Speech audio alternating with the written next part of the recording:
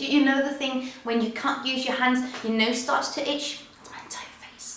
Hello everybody and welcome back to my channel. I am so happy that you wanted to join me today because today I am finally doing the video I have been postponing for so long. I am going through my DIY zero waste lipstick experiment. I've done this experiment before with other ingredients and so on, and made another video where I failed but I sort of made something, but then it wasn't so good. So I promised you guys that when I reached my first goal on Patreon, I wanted to do the experiment again and see if I could make a zero waste lipstick. And here we are. Great. I've actually not made one zero waste lipstick. I've made 3. So the first lipstick that I made with soy wax, a little bit of my zero waste whipped body butter, and some extract from beets and a wee bit of cocoa powder. Need to remember this correctly. Yes. And it's in here. It turned out like this. What happens when you use an excessive amount of soy wax is that it gets just completely hard. That's what she said. I will show you what it looks like also. Yeehaw! Okay, so I don't know if you can see it. I hope you can see. I will make close-up so this will be way better. But this is what it looks like. It's a very subtle tint.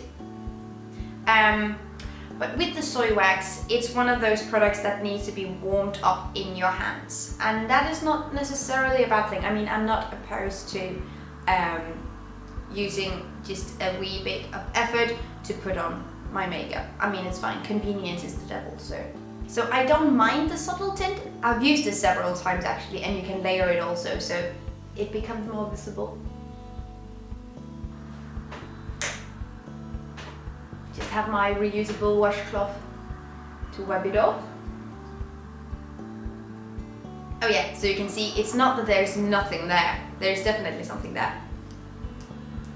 Okay, so my second batch was way more successful. This is what it looks like. It looks messed up, but that's because I added more liquid in the shape of more whipped body butter, and that helped tremendously. I also added, I'll just take my little brush here, I also added a lot more cocoa powder, which also helped, and I went back and forth with this thing from the fridge to the double boiler, fridge double boiler, to get the right consistency. And I don't know what happened, but this back and forth temperature shift did something with the consistency, but it also did something with the pigment, I think. It's very weird. So yeah, this is what it looks like here, and this is what it looks like if I do a swatch. Look at that! I made pigment! So this is definitely way, way better. Look at that. Booyah. I will just apply this so you can see it also. So this is what it looks like on, I've worn this actually a couple of times, and I was sort of flattered because I wore this on an Instagram post, and someone messaged me, several people actually messaged me asking me what kind of shade this was and where it was from, and I was like, oh, I made it myself, but you will have to wait 3 months until I get my S ready and I make the video. So here we are. I really, really like this. This actually turned out quite well. I'm quite proud of this. The texture though is just absolutely horrifying. And also, side effect from using a lot of whipped body butter in something that goes on your lips. Whipped body butter tastes kind of weird. So there's that. And I told you I made 3, but the third one, it's a little bit of a cheat. But that's the way we do it. Because the first 2 ones I was sort of frustrated with the fact that nothing really was just the way I wanted it, although I was quite happy with my second batch.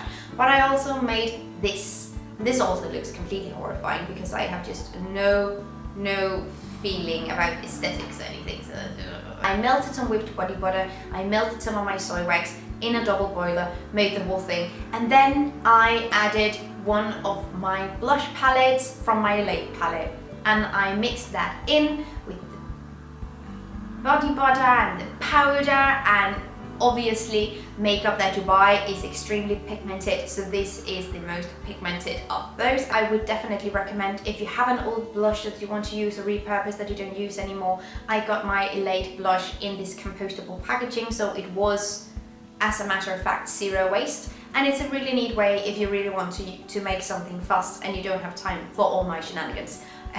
So this is also something I just wanted to put it out there, that you don't have to make the pigment yourself like I've done. You can also simply just use pigment. You can also simply just use pigment that you have purchased without plastic. That is also a solution. So I'm going to show you what this looks like. Are you ready? Yes. Obviously, this is Pigment City, and that's fine. I'm not bitter. I'm not bitter at all. I'll show you guys what this looks like on now. I seldom wear red lipstick, just because I often think that I'm not, I don't know, fancy. But I really like this color. It's sort of dark burgundy, and you can of course, even though you use a primary pigment that you've bought, like for instance from a blush, you can of course always adjust it with different kinds of other pigments. Like I think I put in a little cocoa powder in this one as well, just to make it more dark. And you can do that if you have a very light blush. You can add something else into it, but it functions very well as this base. So this is what I've done here, and I actually really like this. This is good, and we like it. I actually also think I will keep this on for the rest of the day, because it works very well with this jumper, and now I look all Christmassy. Actually, I look very Christmassy. Thank you so much for watching this video. I hope that you liked it. Leave me a comment down below and tell me any tips you have regarding making your own makeup, or which colors of these you liked the best. Thank you so much to people who have been so insanely patient with me, because I've wanted to make this video for a very long time and haven't got around to do it, but thank you. Thank you so much for being patient with me. It's here now. Lovely. If you are interested in following me anywhere else, you can go to all my social media accounts. That would make my day. Follow me on Instagram, because I post there daily. Seriously. And of course you can also follow me on Patreon. That would make my day also. Thank you so much to all my Patreon followers. You made this video happen, so thank you to you. If you're not a Patreon follower, go to see what kinds of benefits you'll get from being there. I have live streams and all kinds of cute hangouts. It's a whole thing, and I'm out of breath. It's great. Take really good care of yourselves. Until next time. Bye!